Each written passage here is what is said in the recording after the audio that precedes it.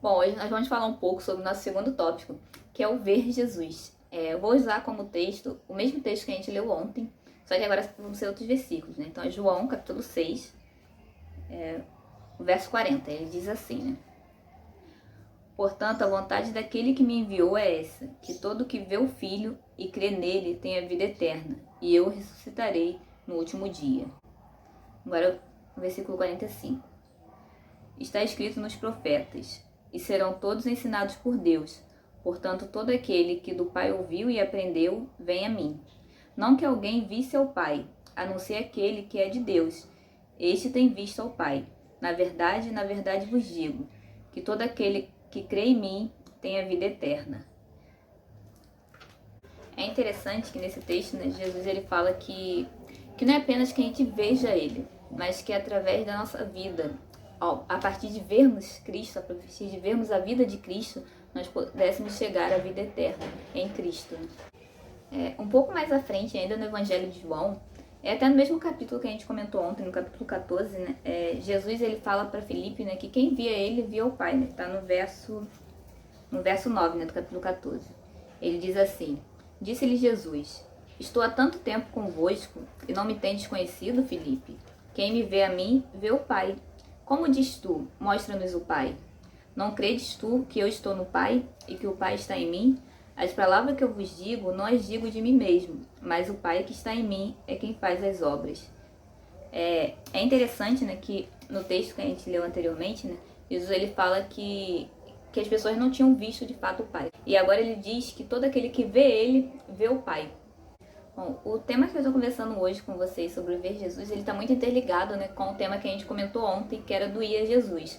Eu resolvi separar porque eu acredito que eles têm profundidades, né, específicas, né, que ontem a gente viu que não é apenas do ir, mas do permanecer em Cristo.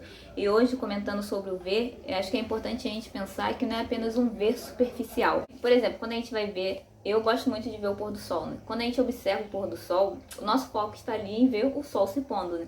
Mas todo o ambiente em volta chama a nossa atenção de alguma forma, né? A gente consegue observar, por exemplo, se a gente está vendo o pôr do sol sobre o mar, se está sendo atrás de montanhas, se tem florestas em volta.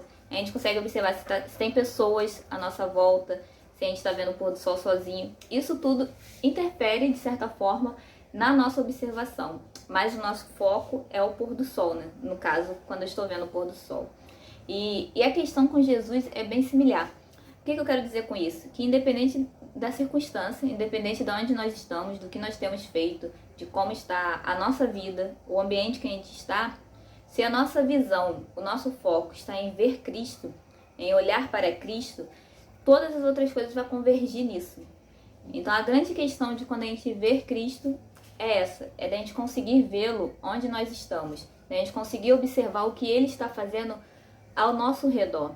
E eu queria que hoje a gente pensasse e refletisse um pouco nisso, né? Então será que você tem visto, né, Jesus agindo onde você está, na sua volta, na sua família, na sua casa? Tem visto o agir de Deus ao seu redor?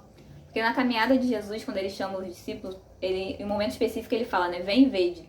Então ele chama a gente para caminhar com ele, para estar nele e ver o que ele está fazendo, ver onde ele está andando, ver como ele tem caminhado. E o mais interessante disso tudo é que Jesus ele andava com diversos tipos de pessoas. Ele nunca teve um perfil, vamos dizer assim, né, escolhido, só vou andar com esse tipo de pessoa. Mas ao mesmo tempo, ele fez toda a sua caminhada de forma santa. Ele permaneceu sem pecado. E ele comenta, né, que tudo que ele fazia é porque ele viu o Pai fazendo. Jesus, em certo momento, ele comenta, né, que o pai dele trabalhava até hoje e ele também, né? Então, eu queria que a gente parasse hoje, né, tirasse um momento para estar com Deus, realmente, buscar enxergar onde Cristo está trabalhando, o que ele tem feito, buscar realmente colocar o nosso foco em Cristo, olhar para Cristo, porque eu acredito que ele está agindo. Ele, em momento nenhum, ele ficou parado.